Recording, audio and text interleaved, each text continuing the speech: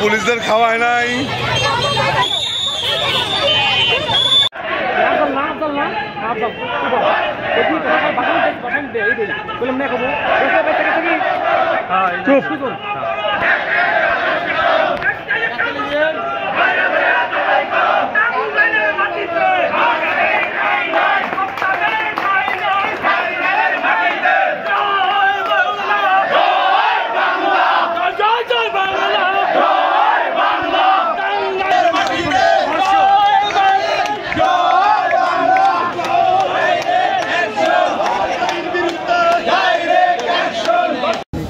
কারণ আপনার ভাই অপরাধী।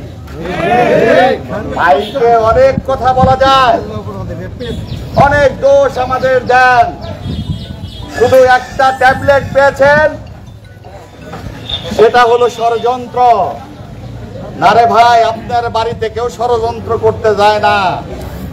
আপনার ভাই অকর্ম করে বেড়ায়, আপনি একটু খোঁজ খবর নেন।